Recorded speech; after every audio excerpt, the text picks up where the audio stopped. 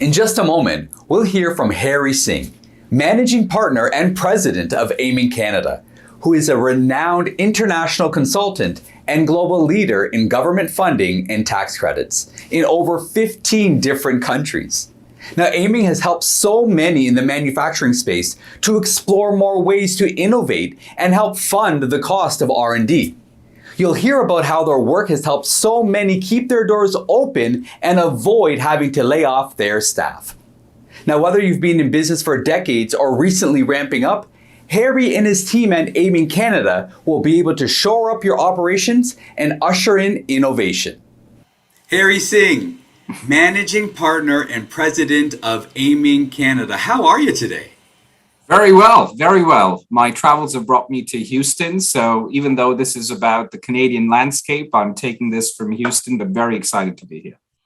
Okay, so even before we begin, I got to tell you, Houston is one of my favorite places on the planet. And people always ask me why.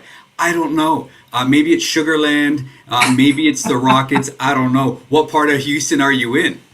So I'm in a place called Galleria. I don't know if you're familiar with that. Yeah, loads of amazing restaurants. I'm a big foodie, so part of my incentive to come to Houston outside of work is going to my favorite restaurants for sure.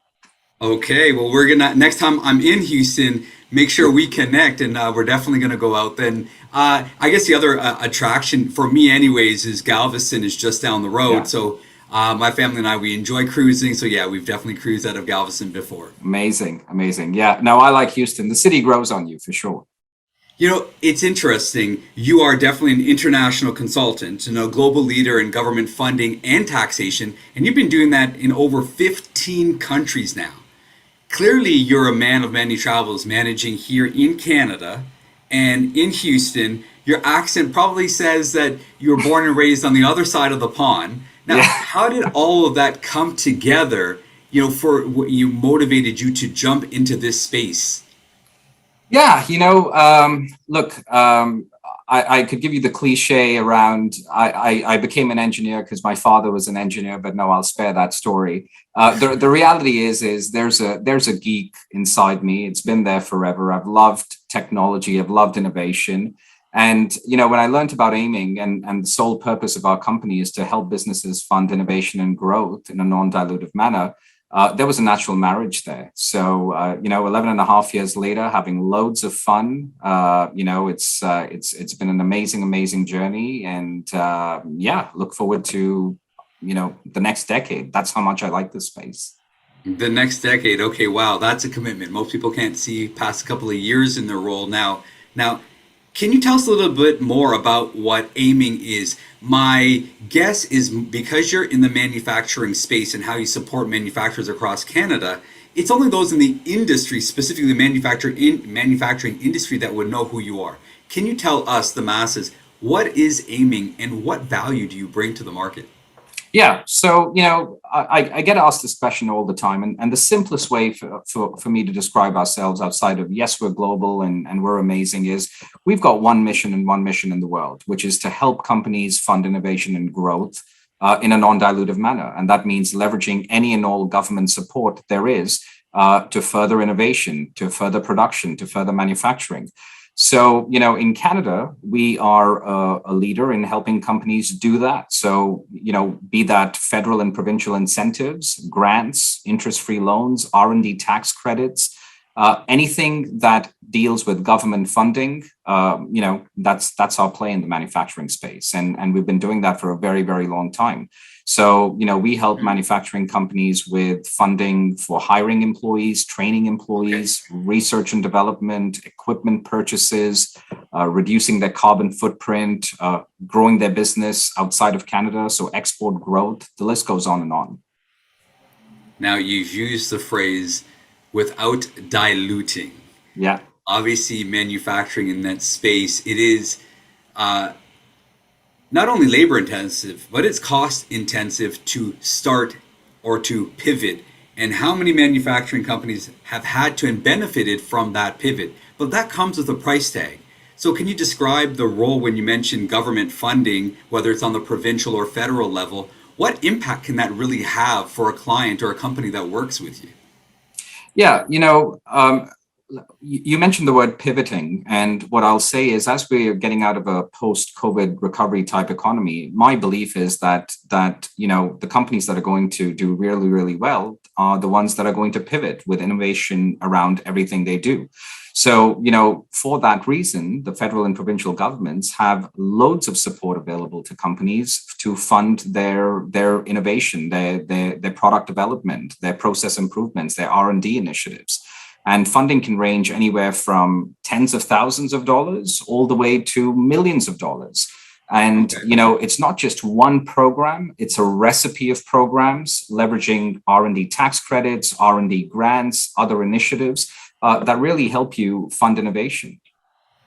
Now, we know that both the provincial and federal government, they're actually eager to support those who are pivoting, innovating, and developing creative ways to bring new products and services to the market. They're a willing partner, but most folks won't know that. I guess a lot of what you do is just that education piece, and I'm assuming. Yeah, I've always said, and my friends in the government might sometimes, nudge my shoulder when I say things like these. The government has some amazing programs out there. I think they could do a better job of advising the companies that really need to take advantage of this on how those processes work and simplify that. Okay. And that's really where our job comes in. Taking a look at where companies how they want to grow, where they want to take their business over the next 1 to 2 years, what investments they need to make to get there, and really matching that to incentives that the government has in place. And you're right, those incentives are there to take advantage of. And, I've experienced this, to be honest with you, during COVID. Some amazing companies are no longer there. And unfortunately, when I heard that story, the sad part of it is they could have been here today if they were aware of some of these funding opportunities. And that's really the education that we're trying to provide. Ladies and gentlemen, we're in conversation with Harry Singh. He's a managing partner and president of Ayming Canada. Now, you just heard that he has friends in the government. Now, I assure you, I've known Harry for a while. It's all above board, so don't go there Absolutely. at all. Absolutely. We do not lobby for our clients. And that's just it, right? It's not like this is deep state stuff. These are programs that are available to everyone, but not everyone knows how to, number one, access them, or even aware of the opportunities that are out there. How would one get in touch with Ayming Canada then? And what's the starting point? Okay, so, I run a plant of some sort. I know that I need to adjust to keep up. Where do I start? Yeah, no, that's a great question. So, the easiest way to get informed is www.ayming.ca. That's our website. It's got loads of contact information and material that I think is just good to read. Having said that, one of the things that we've decided to do as a company is, if we're really true to our mission of funding innovation and growth, we want to spread that word out there. So for any company that comes to us, one of our first immediate deliverables to them is a very factual, customized funding report that talks about, matching their initiatives, their investments with tangible programs that the federal and provincial governments have in place. And, there is, like I said, there is funding for so many different things. There's 3,000 programs. So before you go and get stressed out about how you're going to fund a project in your business, speak to someone. We'd be happy to share that Harry, knowledge. Did you say there's about 3,000 programs? Yeah, that's the reality. There are over 3,000 programs and over Folks, 7 billion. Now, if you feel that you could use a bit of support, we're not talking about CERB. We're talking about normalized opportunities that the government on both levels, provincial and federal, are willing. And Ayming is that agent in between. They are that source of expertise that can help you with those opportunities. Wow, 3,000 opportunities. Now, I know that I need to switch up. I don't know what I need to switch up. Aside from credits, what other, the taxation credits and the funding opportunities, being in the space that you're in, what trends have you seen? Obviously, we see, plants making more masks forever. I know that's low-hanging fruit. But what other sources of innovation have you seen inspired through these past 18 months?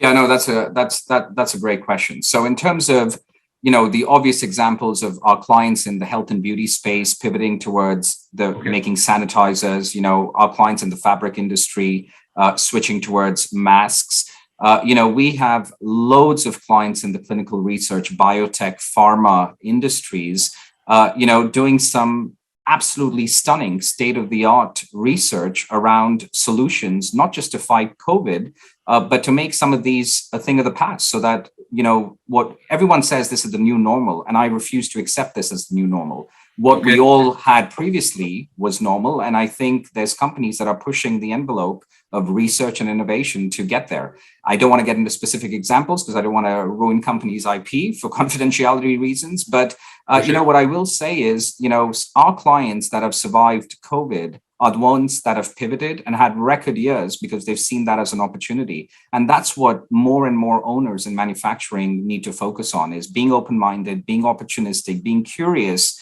and not being afraid on the capital investments. Seek support. There is loads of government assistance out there to help you. Harry, and thank you for all the knowledge that you're dropping and the direction you're providing for SMEs across Canada.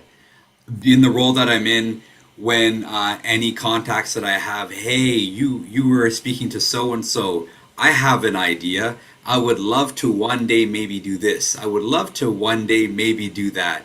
What advice would you give to someone who wants to, make their one day today?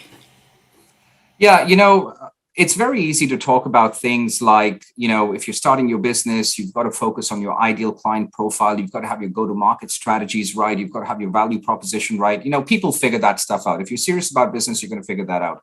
What I'll share with you is some invaluable learnings that I've received from CEOs of S&B companies, large enterprise companies in the manufacturing space.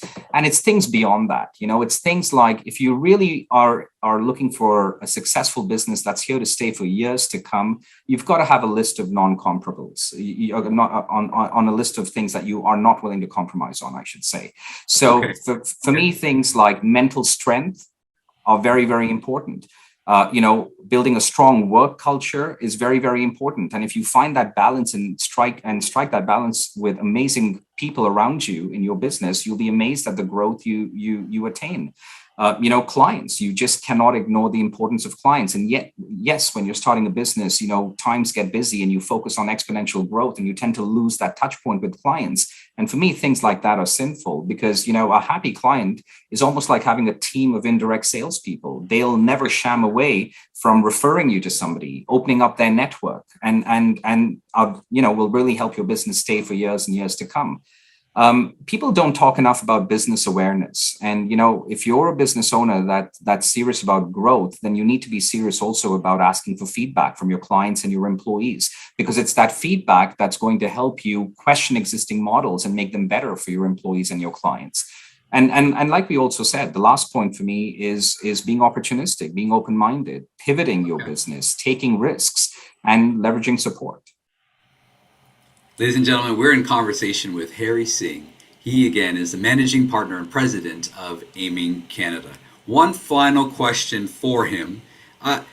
Harry, I want to get to know you a little bit more, and of course our audience. And can you describe what your journey has been like when you took over the helm at Ayming, and how your personal journey? I can only assume the amount of challenges that you have faced personally during this past season, even with some travel restriction announcements today, and your role is global. How has your journey been like?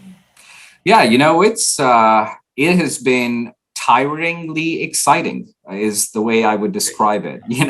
It's been loads of work, it's been long hours, but there's been a lot of excitement. And I think the one thing that we've been really proud of is making a difference to companies.